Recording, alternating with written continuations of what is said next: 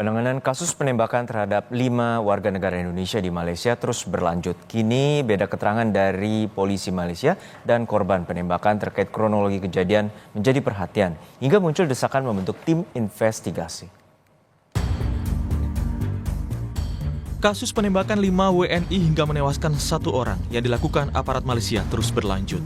Pemerintah Indonesia melalui Kedutaan Besar Malaysia sudah melakukan pemeriksaan terhadap korban yang selamat. Duta Besar Indonesia untuk Malaysia, Hermono, menegaskan dari hasil pemeriksaan itu diketahui tidak ada perlawanan dan senjata tajam saat berhadapan dengan aparat Malaysia. Bahkan Hermono meyakini pada saat kejadian, para WNI itu kemungkinan besar ingin kabur dari polisi Malaysia. Dalam hal ada ABK atau ada kapal yang membawa PMI ini di-intercept, memang kecenderungannya mereka itu akan lari. Bukan menabrakan. Mungkin benturan terjadi, tetapi itu karena ombak. Kan ini kapalnya kecil aja. Iya, Kapalnya betul. kecil, karena ombak dia membentur-bentur kapalnya APMM. Itu mungkin. Tetapi kalau dia menabrakkan kapal PMI ini ke kapal APMM, saya kira kok agak janggal ya. Jadi ini ada perbedaan fakta menurut polisi Malaysia dan fakta menurut warga kita yang ada di kapal tersebut. Fakta ini berbeda dengan yang disampaikan kepolisian Malaysia yang mengklaim tembakan dilepaskan untuk membela diri karena kapal patroli Badan Perdagangan Maritim Malaysia ditabrak oleh kapal lain.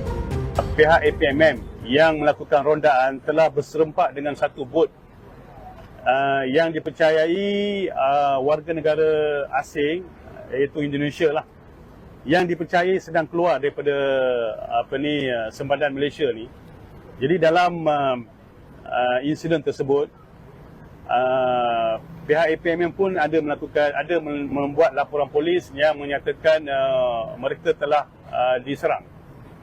Jadi dalam kejadian itu, pihak APMM telah melepaskan tembakan.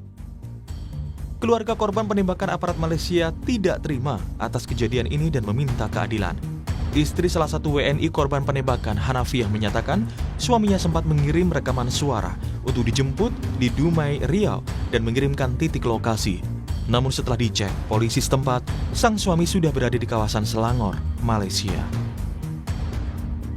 Kejadiannya di Pantai Cara, Pantai Ru, pokoknya Pantai Ru lah di Malaysia. Makanya kami tahu bahwa di situ ada dia di dalam bot itu. Karena dia waktu rekaman suara itu, dia bilang, "Dek, tolong jemput abang tinggal sendiri di sini." Karena di dalam speed, dia bilang. Tadi dia dalam posisi dalam speed.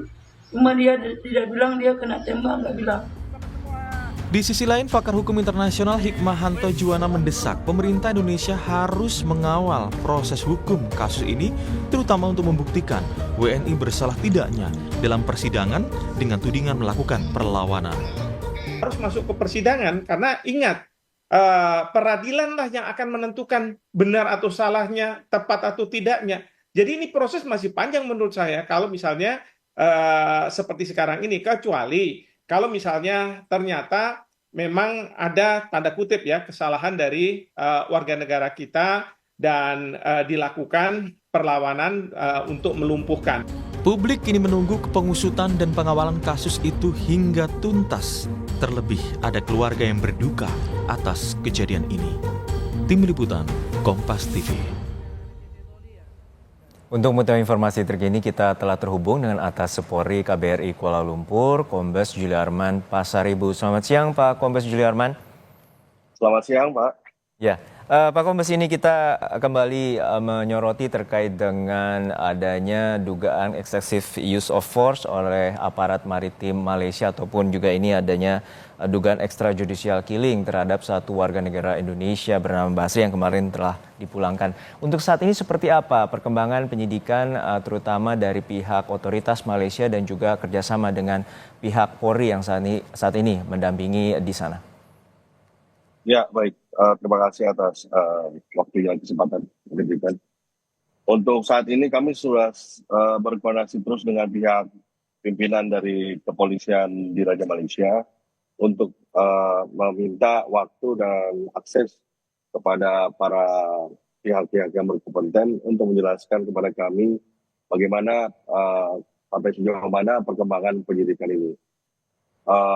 Dalam konteks ini kami sudah berhubungan dengan langsung juga dengan pimpinan dari pihak Polisi Raja Malaysia, dan kami akan dijadwalkan untuk bertemu dengan kepala IPK, Ibu pejabat kontingen di Selangor pada tanggal 31 Januari ini. Untuk kondisi daripada warga negara kita yang menjadi korban, memang dari interview awal kami, wawancara awal kami, ada indikasi bahwa telah terjadi excessive use of force yang dilakukan oleh pihak APMM. Tentunya perlu dipahami bahwa APMM ini bukanlah polisi. Mereka seperti Coast Guard yang melakukan tugasnya di sepanjang pantai dari perairan Malaysia. Kemudian dari kondisinya mereka sendiri, para korban saat ini dalam kondisi stabil, ada 2 orang di Rumah Sakit Serdang. Namun pagi ini kami mendapat kabar bahwa mereka sudah discharge dari Rumah Sakit Serdang. Kami belum mendapat kabar lagi dari pihak penyidik ataupun dari pihak rumah sakit sampai sejauh mana mereka di-discharge, apakah mereka dilepas atau mereka dipindahkan ke rumah sakit lain ataupun ke kantor kepolisian. Tapi tetap posisinya di Banting, daerah Banting. Kemudian juga ada atas nama Aban masih di Rumah Sakit Serdang yang dalam kondisi koma, tidak stabil setelah dilakukan operasi pengeluaran peluru di ginjalnya. Kemudian satu lagi atas nama Muhammad Hanafiah sudah siuman, sudah stabil dan berada di Rumah Sakit Klang. Muhammad Hanafiah saat ini sudah bisa berkomunikasi, namun masih perlu perawatan karena ada ketidakstabilan ataupun ada efek ekses daripada operasi, yaitu bagian bawah badannya tidak bisa digerakkan. Mungkin sementara demikian. Ya, untuk yang korban terakhir tadi mendapat tembakan di bagian tubuh sebelah mana, dan karena sebelumnya ada yang masih saat ini stabil setelah koma mendapatkan tembakan dan mengenai bagian ginjal dari korban. Ya. Yang mendapatkan tembakan di bagian ginjal sehingga ginjalnya perlu diangkat itu di Rumah Sakit Serdang, Pak. Namanya dari pengakuan lisan bernama Aban atau Abam. Tapi untuk identitas lebih lanjut kami tidak dapat menginterview yang bersangkutan karena korban masih tidak sadarkan diri. Namun kalau Muhammad Hanafiah masih dirawat di Rumah Sakit Klang dengan peluru mengenai spine-nya, Pak. Spine. Oke, tulang belakang ya.